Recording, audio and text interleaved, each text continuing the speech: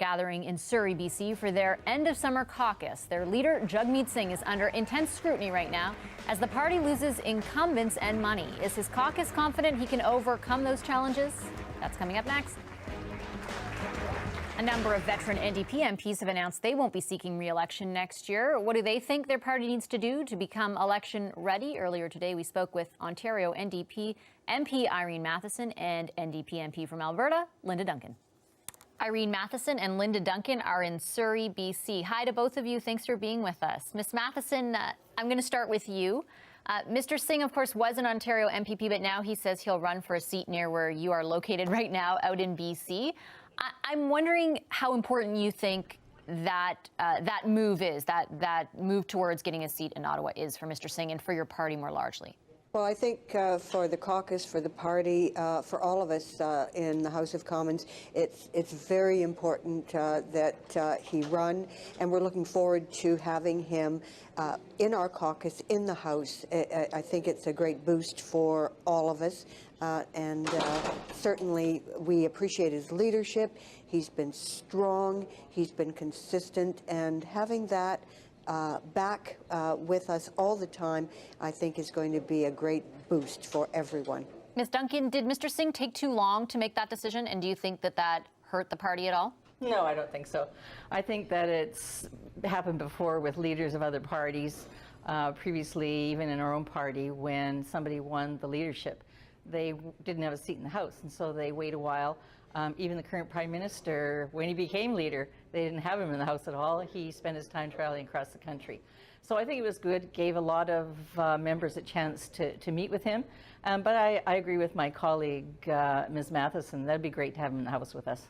Ms. Duncan, what about Mr. Singh's position on the Trans Mountain pipeline? I'm wondering, did that position, how did that affect you in your constituency? And did it have anything to do with your decision to walk away from the position? No, first of all, any position taken on the Trans Mountain pipeline did not play a role in whether I decide not to run again. I will have been there for 11 years when the next election's called, and elected 3 times. And I think it's time for somebody else to move in, and we got some fabulous candidates coming forward. As far as I'm concerned, the position that our party has taken on Trans Mountain has been consistent right back to Jack Layton, and that has been that no major energy project should be approved unless those who are directly concerned and impacted, in particular First Nations, have a clear voice to be heard, and that is a fair, open process based on science. And I feel totally vindicated by the decision of the court. We have to remember that even former Environment Minister Jim Prentice was found by the federal court to have erred in law when he didn't consider First Nation rights to harvest in a decision on protecting the caribou in northern Alberta. And so we have a whole slew of cases in the federal court and the Supreme Court saying exactly what the federal court have just ruled. And we're tired of the Liberals pretending to do something, but in fact not doing it. And so I guess we will see going forward, are they finally going to put forward a process that is credible?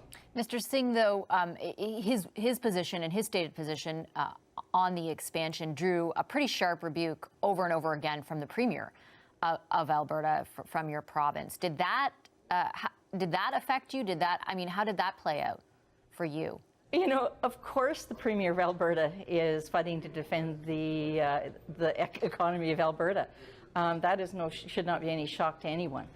We've got to remember that we are in a national party, and we have members from across the country, and we will consistently force on the government, hold their feet to the fire, that they have to be delivering fair, open federal review processes on projects that they rule over.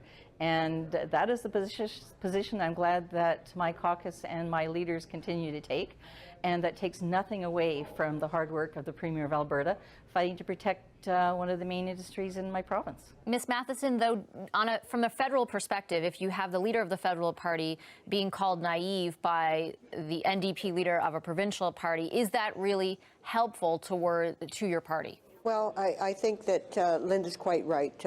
We each have our positions in terms of the federal leader has to defend the the federal party and the decisions that we believe are best, and certainly the provincial leader in Alberta. She has a huge task ahead of her, and I want you to remember what she has done. She took a province that was in a terrible situation in terms of the economy and social programs, and she worked and lifted it up.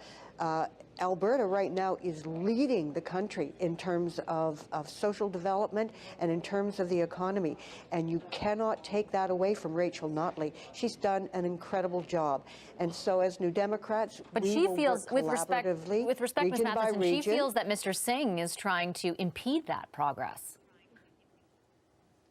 I don't know. I haven't spoken to Ms. Notley about that, and I would be very surprised if there hasn't been positive conversation between the two of them, because that's what we do as New Democrats. Just a quick note before because I do want to move on to a couple other topics with you guys. That we did ask Premier Notley multiple times over the past few months if she and Mr. Singh had spoken, and she said no. Just a quick note. Ms. Duncan, let me ask you on a wider scale. Obviously, you're leaving. You're no longer going to be an MP, but in the next, or not running in the next election. But what, for you, from your perspective, is the biggest challenge facing your party heading into this election? Well, it's the same as every party heading into the election. They want to win. Obviously, we're a party of the working class and those without big pocketbooks, and so it's always a bigger struggle to fundraise. But my experience has been in the many elections I ran in is that as soon as the election's called, that's when the money flows. There's a lot of people in Canada suffering under precarious working circumstances. Their finances are stretched, but I know that they will step forward. Obviously, we need to have a clear policies going forward, but frankly, I think we've had consistent policies all along. We need to make sure that this election is based on what we promised to do and then we deliver. And frankly, we have a government in power right now that made a lot of promises and have broken them all. Ms. Mathyssen, like final word to you. Go ahead, sorry. Okay. Yeah, I have been part of a government in Ontario, and we made promises in terms of housing and social programs, and we lived up to those promises. During a recession, the NDP built 50,000 units of not-for-profit and co-op housing, and we alleviated the homelessness problem.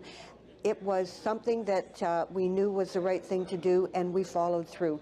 And so I am confident in a government, a New Democrat government, that not only has a vision, has a platform, makes promises, but follows through and is honorable and true to its word. We haven't seen that honorable and true to its word government in this country yet.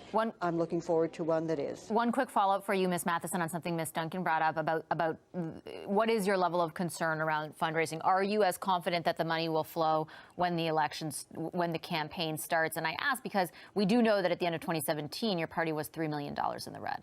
Yeah, no, absolutely confident, because imagine this country without the NDP. This is the party that pushed for pensions and universal health care and housing.